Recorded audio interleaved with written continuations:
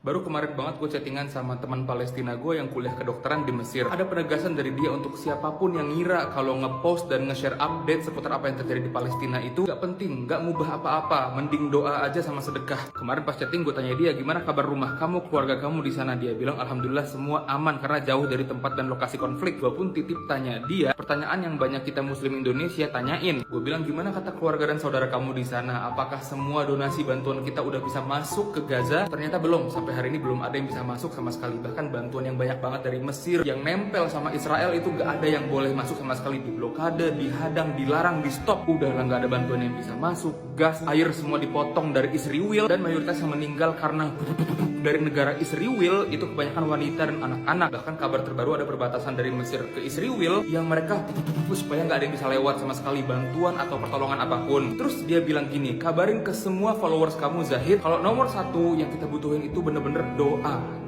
Karena makanan pun nggak ada yang bisa masuk. Jadi kita tetap sedekah, tapi doa itu nomor satu karena belum ada yang bisa masuk sama sekali sekarang. Lalu nomor dua yang kami mohon semua muslim seluruh dunia itu bergerak bersama-sama itu apa? Mohon bantu sampaikan, sebarkan fakta yang terjadi di lapangan itu kayak gimana, video-videonya, TikTok Reel semuanya sebarin seluas-luasnya. Kata dia kalau ada di antara kita yang ngira nge-share dan nge-post tentang fakta yang terjadi di sana gak ngubah apa-apa dari kemarin, hari ini dan terus sampai besok-besoknya, negara Israel yang di backing sama Amerika dan negara-negara backingan Israel yang lainnya mereka gencar banget ngendorse influencer, atlet, artis, penyanyi, seleb supaya mereka bersamaan nyebarin fakta yang terbalik. Dan ternyata bener, para seleb yang di endorse itu di 2 hari pertama konflik mereka gencar banget nge-share postingan yang palsu, yang misleading tentang apa yang terjadi. Baru kemarin lewat di FYP TikTok gua, TikToker muslim dari Amerika yang followersnya banyak banget, dia ngasih tahu bahkan dia yang udah jelas influencer muslim itu masuk ke akun dia tawaran endorsement brief untuk ngedukung kaum Israel untuk nyebarin fakta-fakta yang palsu dan gimana pelanggaran HAM yang dibuat oleh Palestina, harus nyebarin kejahatan apa yang dibuat sama Palestina, dan tawaran endorse itu sebesar $1.000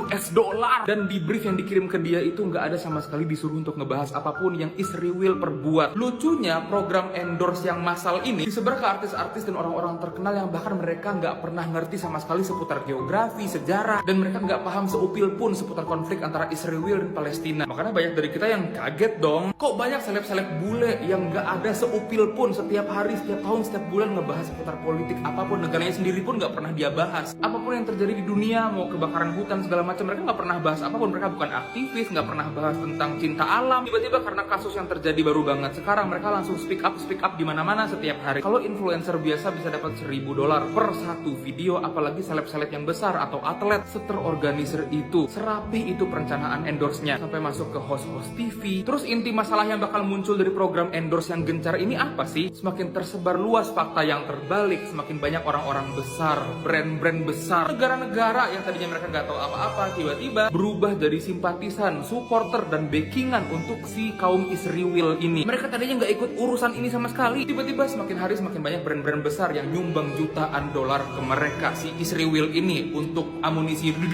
dan lain-lainnya. Jadi teman-teman, tiap jam, tiap hari yang terus berlewat berganti, yang kita di hari-hari dan jam-jam itu nolak untuk share satu postingan aja sebulan di tiap jam dan tiap hari itu pula, satu persatu orang-orang besar, brand-brand besar bergerak untuk membantu para kaum Israel. Lu sama gue boleh diem, tapi propaganda mereka akan terus bergerak dengan mulus tiap hari. Dan terakhir, teman Palestina gue di Mesir ini ngasih tahu untuk follow akun-akun orang Palestina asli, orang yang berada di sana, jurnalis yang jujur, yang tiap harinya mereka update terus fakta di lapangan apa yang terjadi. Dan satu akun yang direkomendasiin gue dan kita semua untuk follow, akun ini namanya Ahmad Hijazi. Follow Instagramnya, share lah postingan apapun yang dia share setiap hari. Oh iya, sebagai penutup, di masjid yang gue biasa sholat di sini di Mesir dan masjid-masjid sekitarnya, banyak dari masjid-masjid ini yang udah mulai ngajak jamaahnya untuk gak pernah stop kunut nazilah di setiap sholat 5 waktu. Bahkan pas kita sholat sendiri di rumah, kunut nazilah itu beda sama kunut subuh atau kunut witir ya, dia dibaca di setiap akhir sholat untuk ngedoain kaum muslimin lainnya yang sedang dizolimi dan lain-lain. Jadi tolong buat teman-teman, mulailah baca-baca, mulailah tanya sama ustadz-ustadz terdekat, atau search di YouTube kajian-kajian dan tutorial yang ngasih tahu gimana caranya kita baca kunut nazilah, apa aja yang dibaca, caranya gimana. Tolong share sebanyak-banyaknya pesan yang gue sampaikan ini dari teman Palestina gue ke sebanyak-banyaknya anggota keluarga dan teman-teman kalian, supaya semua bisa paham kalau postingan itu dibutuhin banget sekarang. Setiap orang, apapun agamanya, apapun backgroundnya, negaranya, harus paham fakta yang terjadi itu kayak gimana. Wassalamualaikum warahmatullahi wabarakatuh.